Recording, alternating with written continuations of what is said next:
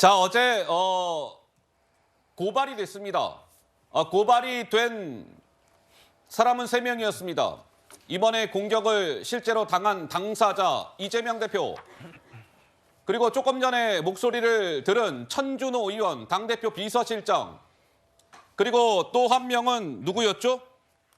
정청래 수석 최고.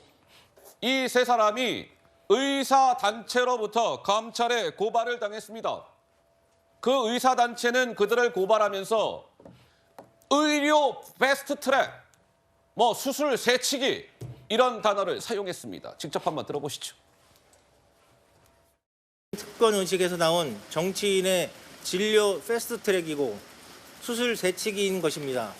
이재명 대표와 같은 정치인들의 부당한 갑질과 특혜 요구이고 새치기로 인해서 이 순간에도 죽어가고 있는 암 환자도 있고 외상 환자도 있습니다. 과연 이게 공정하고 정의로운 대한민국인가? 의료 전문가 차원에서 바로 잡아야 되겠다. 그런 생각을 가지고 오늘 고발에 나서게 되었습니다. 자, 고발을 했습니다. 이재명 대표, 천준호 비서실장, 정청래 수석 최고 3명을 고발한 것인데, 그런데요, 시청자 여러분들, 우리 대한민국은 이 광역단체급의 이곳이 17곳이 있습니다.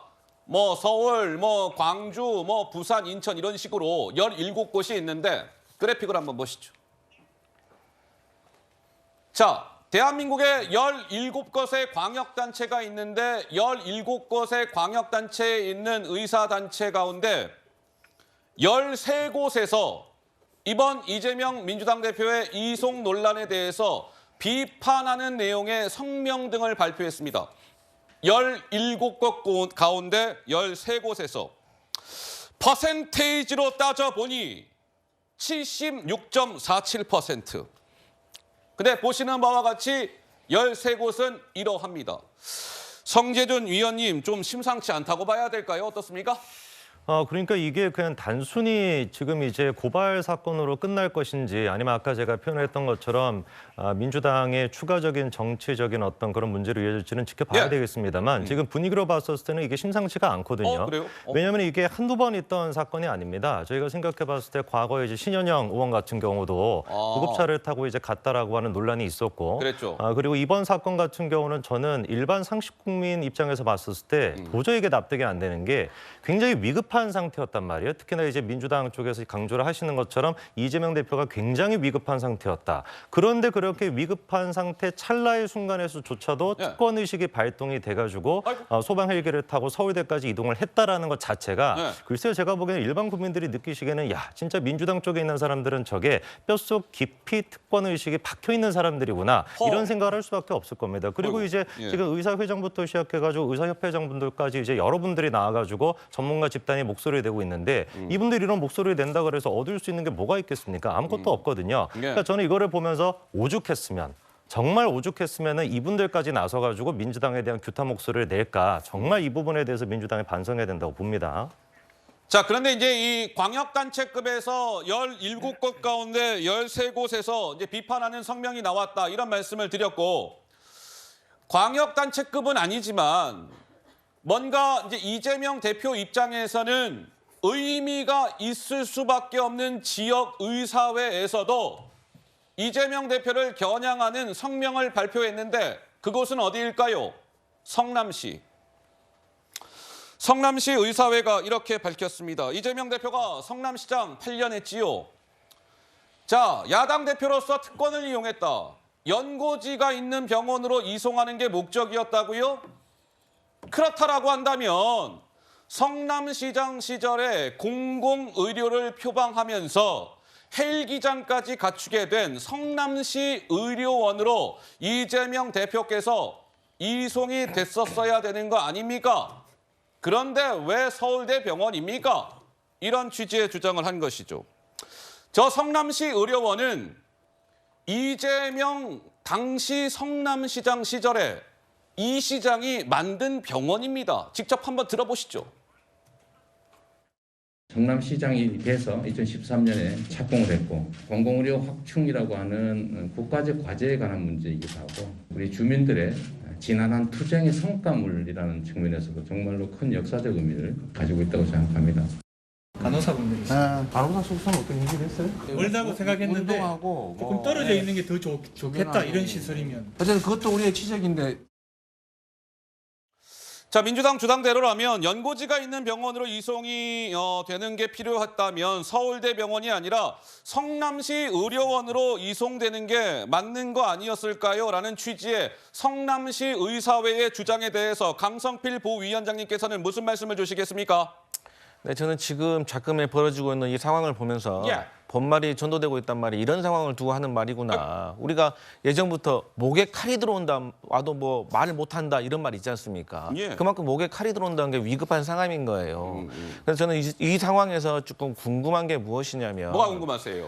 예. 이재명 대표가 부산대 병원으로 실려왔을 거 아닙니까? 그래서 응급처치를 했을 거란 말이에요. 그리고 나서 그러면 여기서 수술할 것인가 안 할 것인가? 그럼 서울로 가겠다라고 이런 결정들을 했을 거 아니겠습니까? 그럼 가게 된다면 뭐 어떻게 후송을 할 것인가에 대해서 얘기를 했을 거 아니에요.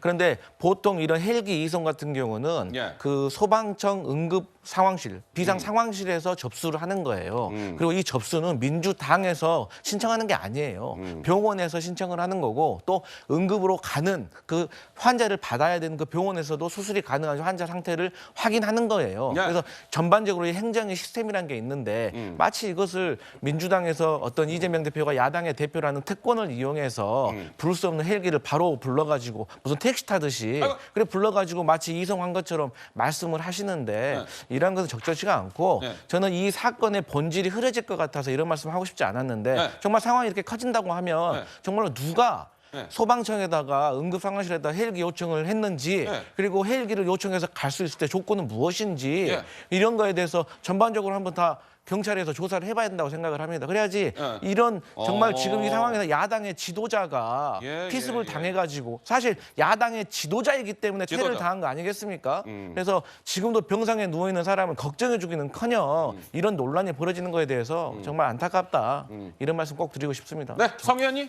네, 근데 저는 조금 생각이 다른 게 이제 그 말씀 들어봤을 때는 행정적인 절차가 있기 때문에 이거에 대해서 뭐 누가 그렇게 뭐 특권 의식을 가지고 한 건 아니다 그런 식으로 지적하는 게 잘못됐다라는 취지로 얘기해 주시는데 저희가 이제 문제를 삼는 거는 그렇게 대한민국의 행정 시스템 전체다가 사실상 이재명 대표라고 하는 한 명의 권위, 이재명 대표라고 하는 한 사람한테 굴복한 거 아니냐라는 게 지금 문제 의식의 포인트인 거거든요. 예. 예를 들어가지고 아까 전에 이제 고발당했던 천주로원 같은 경우는 왜 고발을 당했습니까? 서울대병원에 전화를 걸어가지고 전화기가 연결돼 있는 상태에서 부산대 의료진한테 연결을 해줬고 그 상태에서 이게 지금 가족들의 요청이 됐거나 그런 것들을 통해서 지금 전원이 된 상태인데 예. 일반적인 어떤 의사분들이 생각하기에 다른 사람도 아니고 이재명 대표의 비서실장이라고 하는 사람이 전화를 연결시켜줘가지고 야 우리가 조금 이런 상황인데 가는 게 어떻겠냐라고 한다면 아 그러면 나는 그냥 아무 압박감을 안 느끼고 그냥 행정적인 시스템대로 하겠습니다. 누가 그렇게 생각을 하겠습니까? 철저하게 우리가 팩트를 생각해봤을 때 전화가 있었다라는 건 팩트인 것이고 예. 가족의 요청이 있었다라는 건 또 팩트인 것인데